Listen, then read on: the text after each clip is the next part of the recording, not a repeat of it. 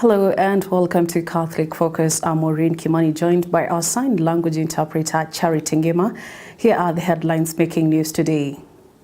We begin with our bulletin with Pope Leo XIV, who has urged Christians to deepen their participation in the Eucharist and embrace the liturgical year as a living journey of faith. Addressing pilgrims gathered at St. Peter's Basilica for his Wednesday general audience, the Pope reflected on the significance of the liturgical year and how its seasons and celebrations keep Christ's saving work at the center of the life of the Church. Take a look.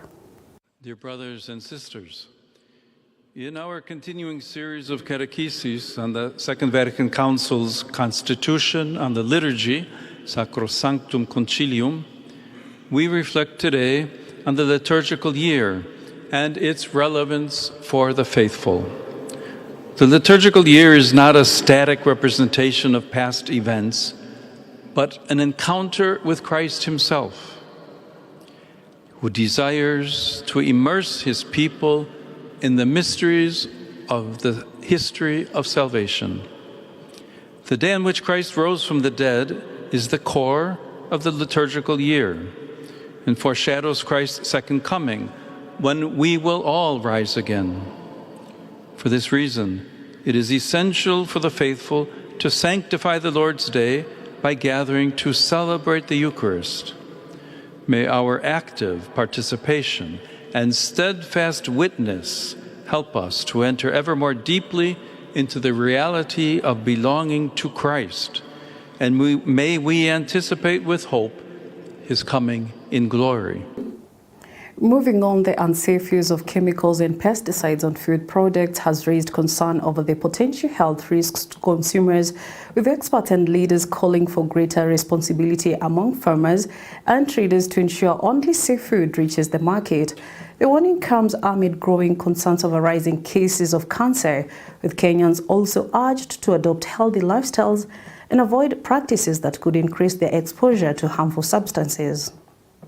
The call for safer food practices comes at a time when concerns over rising cancer cases continue to grow, with Kenyans urged to prioritize regular health checkups and early cancer screening. Early detection, leader says, remain crucial in improving treatment outcomes, as cancer can be managed more effectively when identified at an early stage. Wangombe also urged Kenyans to adopt healthy lifestyle, including eating nutritious food, avoiding smoking and excessive alcohol consumption, and being more conscious of the quality of food they consume. Our citizens, please go for early screening, because the moment this illness is detected early, it can be cured. So I ask our women, I ask our brothers, please go for early screening. Cancer is a monster that can be arrested early, and important is to ask our people, please, let's go for early screening. There are those types of foods that are said to be accelerating or that are accelerating this illness. We are asking that we avoid those foods. We avoid any lifestyle that might accelerate this illness. Miu, meanwhile, called on farmers and traders to uphold ethical practices and avoid using harmful chemicals that could put customers at risk. The government, we need to find out the pesticides which are being used on food in the shambas. Are we sure it is the right chemicals? Because we all go picking this food from the stores. It looks very nice, the sukumas, from the tomatoes, and then we are also not sure. When For example, my goats get vaccinated. I am told to take a month before you eat that goat. When then we buy them in the market, are we all observing all those things? Because there is an issue to do with the integrity of us Kenyans. Can we send the wrong thing in the market? Get the women. All these things are starting from the grassroots and up here where we are. There's an issue of values. There's an issue of integrity. There's an issue of us, mothers and grandmothers like myself. Are we talking to our, you've seen all this line of auntie, nieces and nephews I have. Do I have time to counsel them about life, about, going forward? Does PS have time also out of her busy schedule to deal with the values? The leaders also raised concern over gender-based violence, which continues to affect families and contribute to premature deaths. Further, I want to maybe speak to gender-based violence that has also been on the rise. It's also a monster that is eating up our society. I am calling upon all of us to take it as our responsibility to report those people who are the perpetrators. We report them so that we can also bring this menace to an end. We have lost many lives. Our children are also getting defiled and killed. This is not acceptable, this is not our culture, and this is something that must be stopped. The leaders say stronger public awareness, early cancer screening, health, lifestyle, and concerted efforts to address gender-based violence are key to protecting lives and promoting healthier communities. Reporting for Catholic Focus, Capuchin TV, I am Domenico Savetu. Moving on, President William Ruto today has launched the Beyond 2030 National Conversation at Kenyatta International Convention Center, KICC, in Nairobi, bringing together Kenyans and key stakeholders to deliberate on the country's long-term development priorities beyond the current Vision 2030 framework. The forum marks the beginning of public consultations on a new long-term development blueprint, with discussions focusing on the kind of Kenya citizens want to build for future generations. Take a listen. A very serious challenge in our nation is inequality. We have too many people who still sleep hungry. We have too many people who are jobless. We have too many people who don't have income.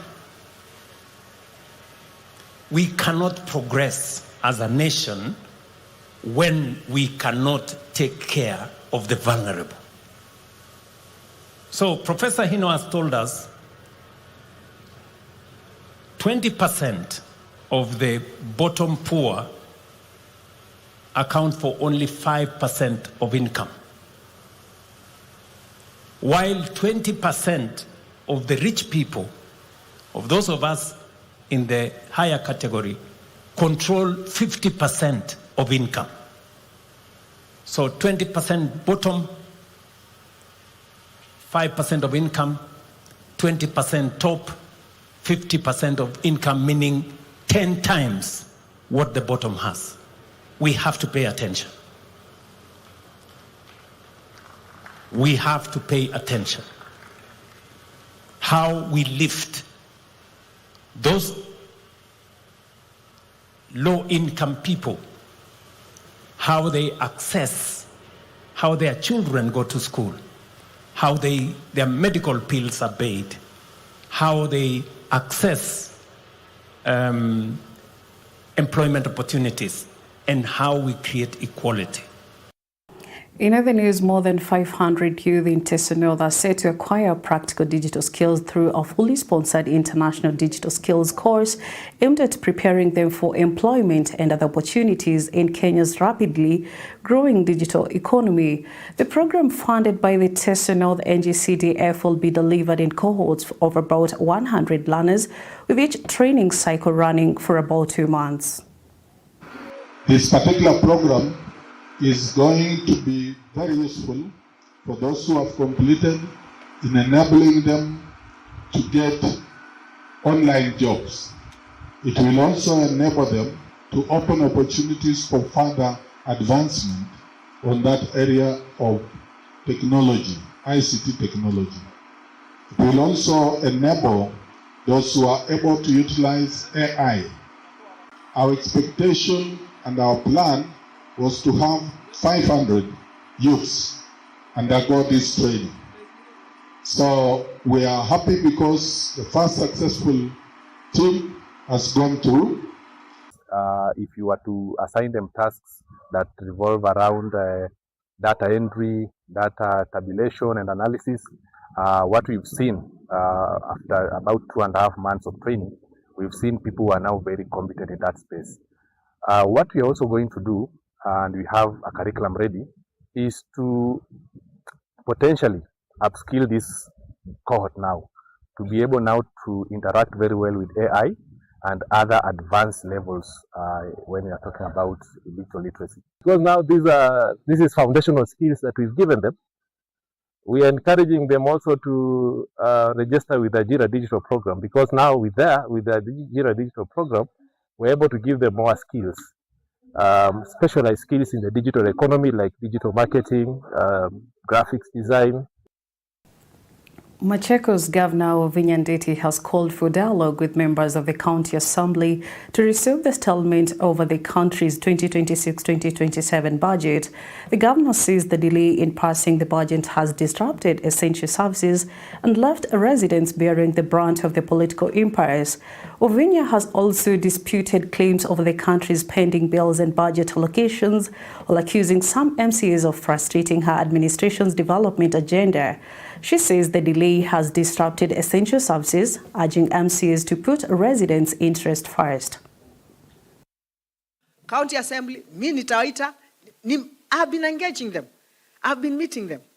And I will continue. And I'll call for another meeting. Nitawaita hivi karibuni, tukae chini, tusemezane. Kwa sababu, nikimalizia, Machakos ni kubwa kunishinda na Machakos ni kubwa kuwashinda. Ni wakati wa kurudi nyumbani, kila mtu ahesabiwe. Tukirudi nyumbani uhesabiwe, utahesabiwaje? The total amount allocated to the roads is Kenya shillings 417 million, as reflected in the itemized budget estimates. Allegations that no budget has been allocated to the Department of Water. I wish to state the Department of Water has been allocated 542 million financial year 2026-2027. In addition, there is 452 million has been budgeted under Climate Change Fund, which is domiciled in the Department of Water, coming close to almost 1 billion. I want to make it very clear. The total amount of pending bills, stroke accounts, payable as at 30th June 2026 was 4.6 billion. 4.6 billion. This including 1.6 billion in staff salaries for April, May, and June 2026.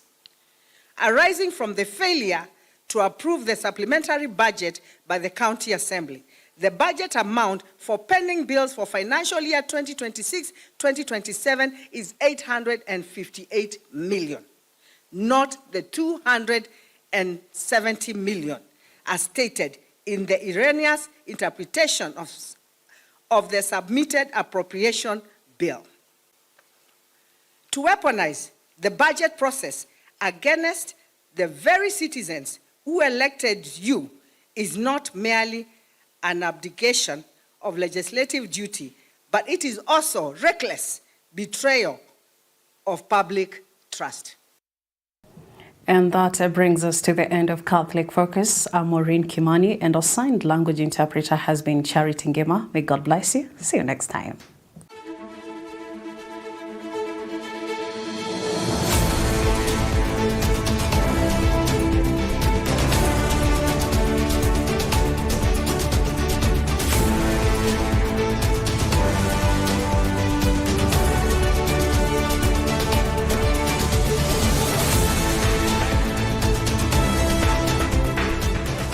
Keep watching Capuchin TV, your staunchly Catholic identity channel.